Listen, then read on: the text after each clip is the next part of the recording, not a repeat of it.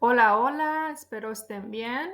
Después de mucho tiempo voy a subir un nuevo video acerca de un tema muy interesante. Acuérdense que he estado subiendo últimamente videos de la página de Mundo Holístico, que temas que he hablado ahí, que hablé anteriormente, y con todo el cariño y el amor y mucho gusto me da compartir aquí en mi canal. Espero lo disfruten. Hola, hola. Sí, porque me estaba marcando aquí problemas de internet, pero estoy aquí de vuelta. Soy Maribel Loifer y el tema que les traigo ahora es acerca de las charlas sobre el perdón y que creen la culpa. Tiene mucho que ver qué es el perdón y la culpa.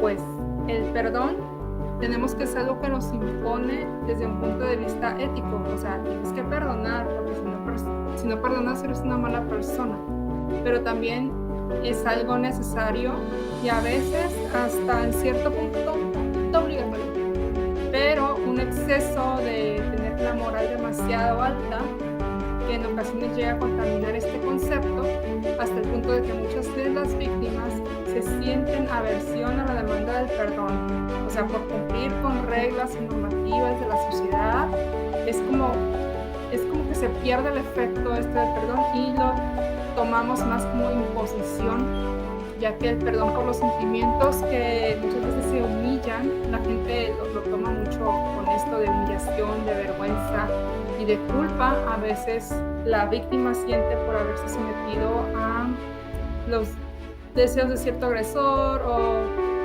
ciertas cosas que suceden, ¿no? Entonces, en el acto del perdón también intervienen dos agentes, el agresor y el agredido, obviamente. El que pide perdón o quiere ser perdonado vincula la culpa al sentimiento de culpa. ¿Cómo hacer posible el perdón cuando no se puede anular el agravio recibido? Y si solamente responde a la necesidad de eliminar el sentimiento de culpa del perdonado. Entonces, podríamos a través de un tratamiento de la culpa que no siempre se puede eliminar, tal vez el perdón cuando la falta es muy grave y el agresor carga con esta culpa que le lleva a un estado melancólico. Entonces, hasta a veces es una autoacusación propia de nosotros mismos también y a la vez la víctima también, que tanto martiriza, y esto a veces cesa con el perdón cuando es un perdón genuino. Por otro lado, la víctima de la agresión o el agredido también se culpabiliza. Fíjense nomás, hay dos cosas muy importantes en muchas ocasiones, lo que puede derivar que es un síndrome postraumático, y esta víctima o queda atrapada o atrapado de manera claustrofóbica en una espiral de gira alrededor. Las personas que han sido agredidas tanto física como psicológicamente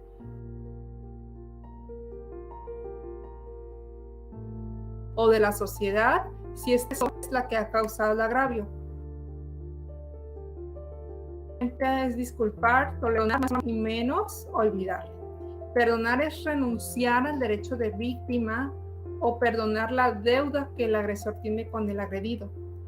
Y como toda renuncia es liberar al agresor de las obligaciones morales para con la víctima, y este es un camino a veces un poco doloroso. Pero también el perdón nos desvincula de los lazos del pasado y nos abre la puerta a mirar hacia un futuro en la medida en que nos liberamos de esa carga impuesta por los actos del pasado. Y aunque la labor de perdonar no es voluntaria a veces, parece se debe de hacer de una manera natural, y a veces la persona no sabe siquiera cómo lo ha hecho. Es una labor psíquica que conlleva implícitamente la modificación del recuerdo del trauma vivido. Es cuando ya dejas ir y fluyes en el ir y venir. Pero cuando el agresor reconoce el agravio, facilita a la víctima la liberación de su sentimiento de dolor y por lo tanto el agredido lo que desea es que el otro acepte la responsabilidad de sus actos y si es posible ofrezca algún tipo de recuperación que si bien no puede cambiar lo sucedido, podría ayudar a compensar el daño causado. Esto es lo del perdón. Es muy importante saberlo utilizar sin sentir culpa, saber esta resignificación. Ahora, ¿qué hay de la culpa y del perdón desde una perspectiva más terapéutica? Bueno, la culpa, hay que eliminar nuestra culpa siempre de nuestra vida. ¿Qué es esto? Que nosotros somos responsables de lo que atraemos a nuestra vida. O sea, tú eres el responsable de lo que atraes a tu propia vida. No eres culpable. Nunca has hecho nada malo, nunca has hecho nada malo. Hiciste lo que en ese momento podías hacer según tú. Este es el sentimiento de culpa tóxica, surge como mecanismo de defensa. Ojo, la culpa tóxica es algo tóxico que surge como mecanismo de defensa por el miedo o el abandono. Se presentan los puntos claves para combatir este sentimiento de culpa, sacar, por así decir, a lo crítico y enfrentarlo al adularse. Trabajar la autoestima y las emociones a nivel profundo en el proceso de terapia desde el nuevo perspectiva que se plantea también es construido ya sea por la relación terapéutica primero. ¿Para qué? Para que el consultante ya vaya viendo y digiriendo esta experiencia. Entonces, origina en el paciente una nueva manera de relacionarse con él mismo y con su entorno. Entonces, aquí es la importancia de perdonar para liberarse en sí mismo de esta energía que es autodestructiva y de resentimiento. Y también renunciar al papel de víctima dentro de este guión que se ha elegido, por así decir. Y en determinados agravios, la comprensión, hacia el otro ayuda a perdonar, y en otros más dañinos es injustificable, o sea que no se justifica, es a través de la relación terapéutica que se utiliza para transmitir al paciente la necesidad de soltar, o sea, dejar ir esa relación para construir. Cuando se habla de la relación es independientemente entre personas o una relación hacia alguna actitud o actividad para construir un nuevo camino siendo libres. Entonces, ¿la culpa qué es? Entonces, ¿qué se entiende por culpa? De acuerdo a la Real Academia Española, hay varias concepciones sobre el concepto de culpa. La primera es imputación a alguien de una determinada acción como consecuencia de su conducta. Tú tienes la culpa de lo sucedido. La segunda es hecho de ser causante de algo, la cosecha se arruinó por culpa de la lluvia, ejemplo, ¿no? Y la tercera es omisión de la diligencia exigible a alguien, que implica que el hecho injusto o dañoso resultante motive su responsabilidad civil o penal. Y en psicológica, como se definiría la culpa de acuerdo a la psicología, pues acción u omisión que provoca un sentimiento de responsabilidad por un daño causado desde el punto de vista teológico, pecado o transgresión voluntaria de la ley de Dios, ejemplo, ¿no? Entonces, parece que este concepto es muy idiosincrático de nuestra cultura. Entonces, en nuestra cultura occidental no está tan claro que existe este concepto de culpa como tal, y lo entendemos por medio de las religiones orientales. Por ejemplo, en chino parece que tiene que ver más con la vergüenza. En la cultura japonesa existe el concepto de hansei, donde sería algo así como una reflexión e introspección hacia uno mismo cuando se ha cometido un error. La clave de este concepto sería focalizarse en la mejora de cara al futuro en las empresas japonesas, y también suele hacer hansei cuando se ha cometido un fallo y cada uno se reflexiona sobre lo que podría haber hecho o evitado. Entonces es como una especie de manera de ver las cosas. Todo depende, como estamos viendo, el enfoque que se le vaya a dar a esto de la culpa. Ahora, si nos vamos al budismo, pues encontraríamos que es el concepto del karma, que esta parte del principio que no existe casualidad en nuestra vida ni en nuestros actos. Las energías que nos transforman y que producimos hacen que el universo se mueva por la causalidad, es la causa. El karma es el resultado de nuestras acciones pasadas y no solo del pasado de nuestra vida, sino también de otras vidas. Es una ley de enseñanza, no es ni premio ni castigo. Es una señal de que algo no hemos aprendido, no se ha aprendido la lección. Es cierto que actualmente se está interpretando como algo negativo. Si no nos van bien las cosas, entonces si sufrimos por el acontecimiento karmático es algo negativo, se suele atribuir a nuestro karma, en el sentido de que estamos pagando por algún daño cometido en nuestra vida anterior. Pero lo positivo de este punto de vista es que nosotros tenemos el control de lo que nos ocurre en el presente y con ellos podemos determinar así nuestro futuro. Por lo menos el significado desde el punto de vista psicológico es acción u omisión que provoca sentimientos de responsabilidad por un daño causado. En la psicología sí se ve la culpa como una acción u omisión que provoca un sentimiento de responsabilidad por un daño causado. Entonces, la pregunta inicial sería: cuando una persona empieza a acudir a terapia, el sufrimiento que le ocasiona su debate interno entre lo que desea y lo que debe hacer, o lo que es lo mismo cuando nos sentimos culpables en numerosos momentos de nuestra vida. ¿Hemos causado o vamos a causar realmente un daño al otro? Entonces, hay que preguntarnos. Ahora, ¿cómo se ve la culpa en nuestra cultura? Pues bueno, dependiendo de la tradición que se viene, nosotros somos como la tradición judio-cristiana generalmente en el occidente. La culpa es uno de los pilares filosóficos básicos.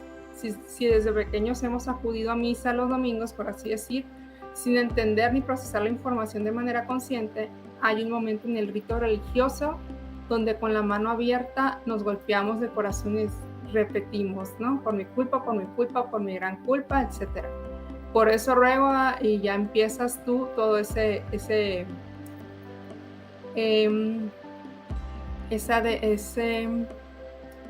rezo, ¿no? Entonces, este rezo está relacionado en la cultura cristiana con lo que viene siendo el pecado original, que se nos dice que todos nacemos ya culpables de algo por el pecado de Adán y Eva, etc. Entonces, es necesario el bautismo para limpiarnos.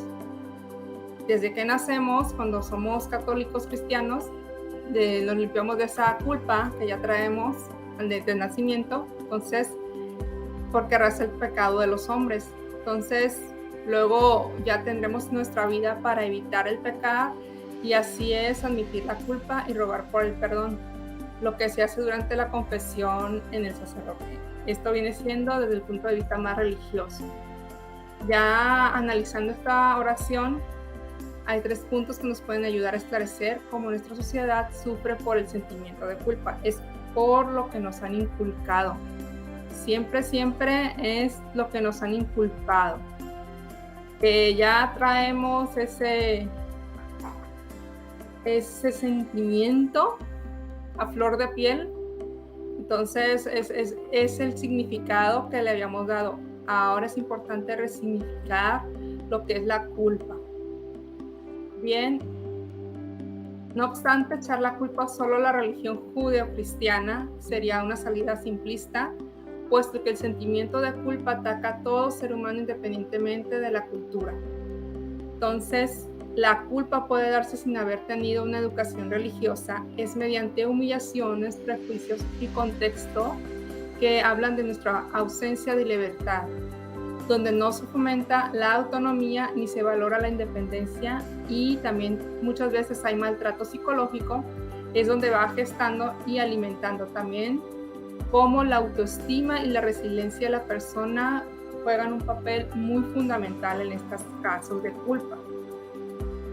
¿sí? Entonces, hay distintos tipos de culpa.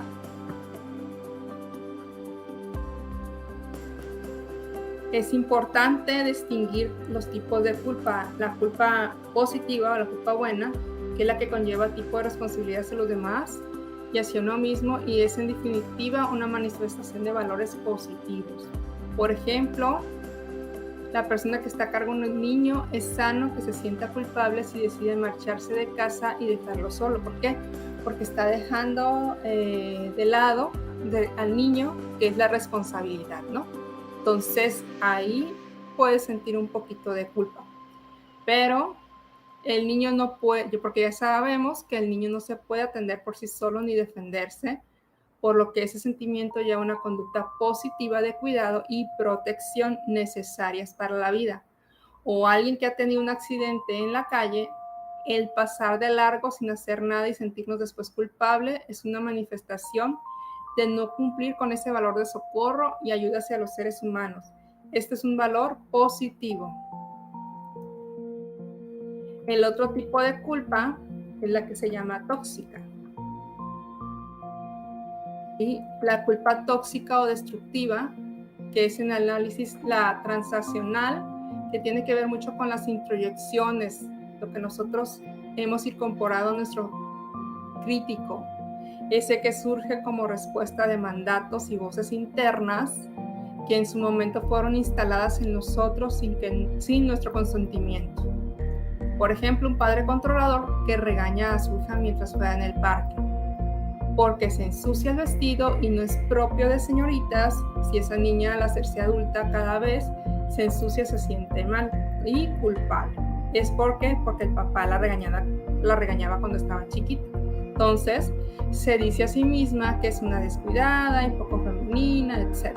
Entonces está respondiendo también al mandato de su padre, que aunque ya no esté vivo, por ejemplo, puede ser, aunque ya no esté presente, sigue estando ese sentimiento que le inculcó desde pequeña.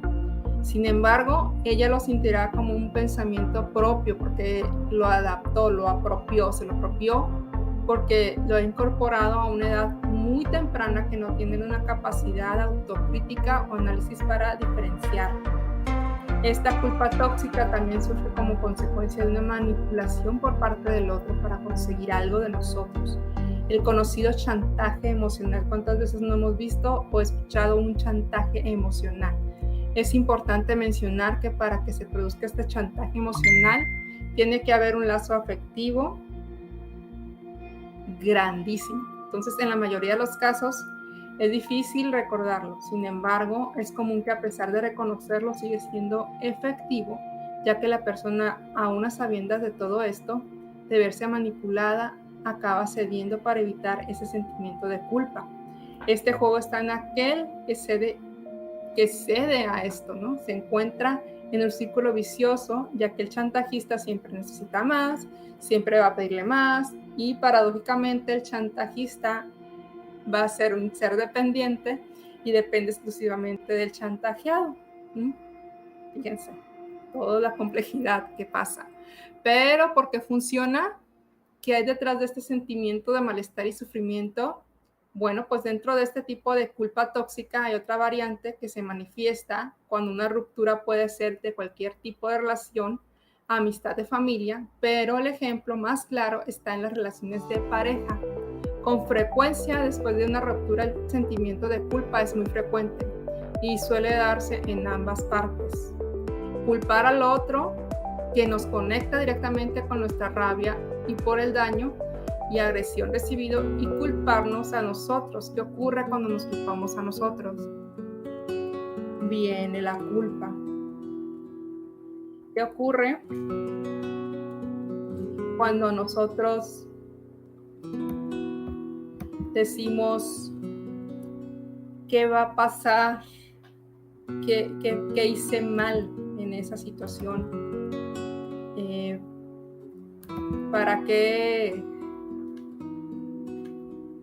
¿Para qué actúe de esta forma, de tal manera? ¿Qué necesidad hay de estarme culpabilizando?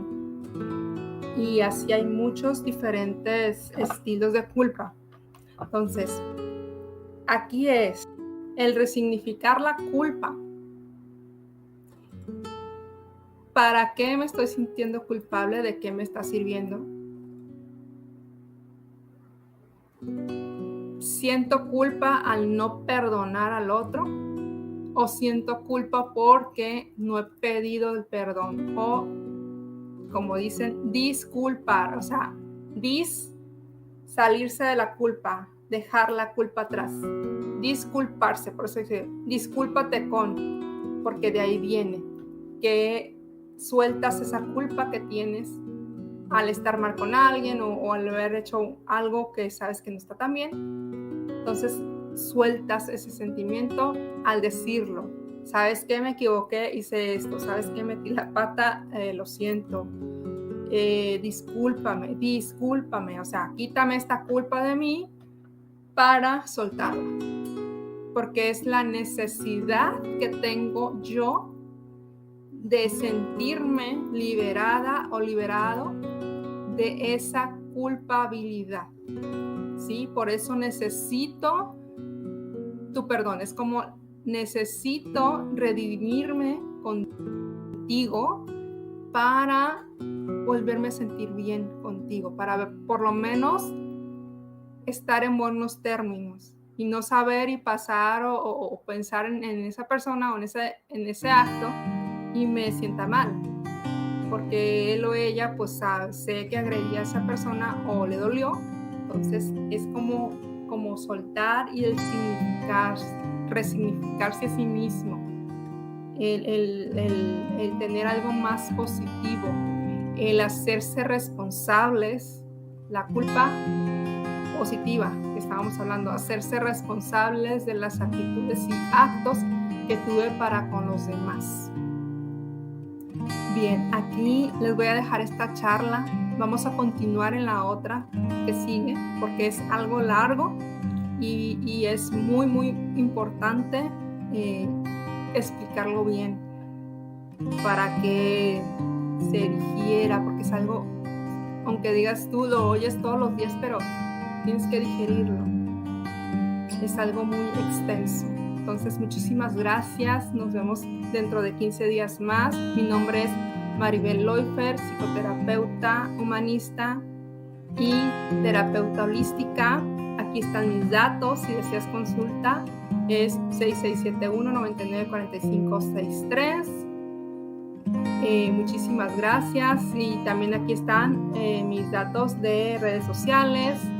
Y mi Facebook es Maribel Loifer o bien Alterna Terapias de Sinaloa, alternaterapiasin, @gmail, que es mi mail, o temas para tu ser con Maribel Loifer. También estoy en mi YouTube, ahí también suelo subir cosas en mi canal de YouTube. Muchísimas gracias y nos vemos a la próxima y muchas bendiciones. Bonita tarde, bonito día. ¿Deseas que hable de más temas? Escríbeme en los comentarios, y si te gustó, no se te olvide darle like para llegar a más personas y suscribirte dando clic en la campanita.